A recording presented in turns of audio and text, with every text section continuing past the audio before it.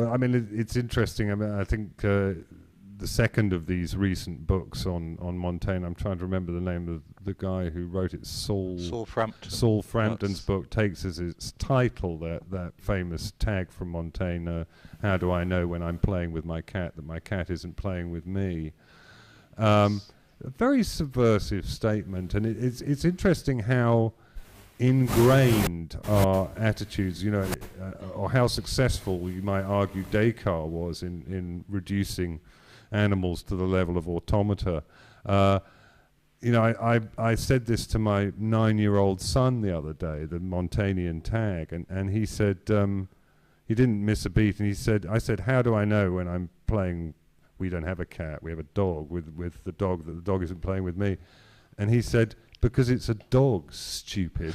Which I sort of, which kind of throws Montaigne's line into such great salience, because if a 9-year-old child is so inculcated with that kind of speciesism, then it shows you how. I mean, I suppose you could argue, you know, Montaigne was famously loved riding, was happier in the saddle. He writes a great deal about his relationship with horses, and of course it's an era in which relationships with the natural world were less mediated than our own. I mean, you can go in this great city of ours from one year to the next, barely encountering another species at all. But all that being said, it was still incredibly subversive of him to dare that. And I think that too. I think of all the protos that are set up on his behalf, that idea that he felt an instinctive commonality with all of creation, amounting to an environmental consciousness, is probably the most valid. And are there any moments where you feel the opposite, where you are acutely conscious of the 400 years of cultural change that separate us from him? I mean, you mentioned ideas of democracy and so forth. Are there other areas where you feel he really is back there in his tower in Bordeaux, that we can't reach him? I think that's the paradox of Montaigne. The truth of the matter is, I always feel that. And I'm rather struck by the way in which all of those 3 books that have been published recently, all of them set Montaigne up as a kind of proto-blogger.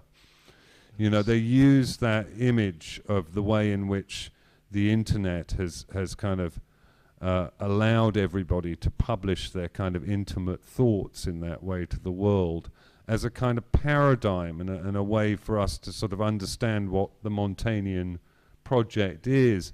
And I rather resist that. I find that a rather suspect idea, partly because I think there is no kind of comparison between the kind of early print age in which he was working and thinking and conceptualizing of what he did, and the kind of post-print electronic age within which people blog. I don't think that's the right model for what's going on between reader and writer and what the writer intends.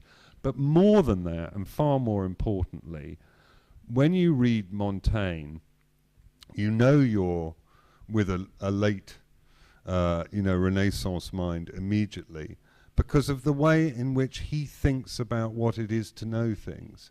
And he thinks about what it is to know things absolutely solidly within the context of classical understanding and classical knowledge. There isn't probably more than 4 or 5 lines in any of the essays where he doesn't quote, usually from a Latin writer, because he was fluent in Latin and had the greatest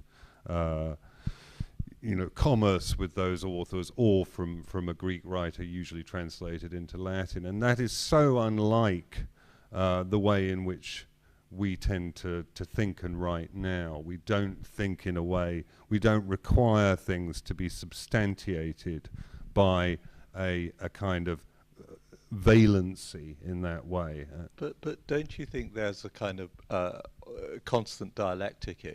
Yes, he's quoting Plutarch, he's quoting Thucydides or whoever, and then he will tell you about kind of his headache, or what the dog is doing, or that there was a hailstorm last night, so that there's this constant switching between authority and experience. Yes, that's right. But I suppose what I'm saying here is the paradox for me is that while he seems very present to me, more present as a writer, I think the other two writers who I feel are uncannily present are Byron in his journals. I mean, everybody has their own thing, but for me, and Pepys in his diaries. But the way in which Montaigne is present to me is both as if he's here and as if he is speaking to me from his own age. And I think, again, that's kind of almost a function of timing. I mean, he is in a kind of midpoint. I mean, not actually a chronological midpoint, but he seems to me to be in a midpoint between the classical world and our own, and that he's acting as a kind of condensing flask of this kind of ancient wisdom, and as a kind of pre-modern or very early modern mind in uniting it with the free play of his immediate experience. Yeah. The first essay in this little volume on the cannibals, which is enormously important for Montaigne. I mean, it's this very, very radical statement of what would be called today cultural relativism, dirty word in our own imperial and aggrandizing era. But, you know, Montaigne absolutely subscribes to the idea that there's no intrinsic difference between the Amerindians from Brazil that he encounters and anybody else. That's a good way in, I think, on the cannibals as well. Yeah, and of course, for an English reader, that is the essay that Shakespeare quotes virtually verbatim in The Tempest. Yes, you had Jonathan Bate on Radio 3 last night lecturing on Shakespeare and Montaigne, and it's very, very thrilling when you realise the very, very close, charged relationship that Shakespeare must have had creatively and intellectually with Montaigne. I mean, it's almost like you know, sort of watching two fantastically sexy film stars making love to each other or something.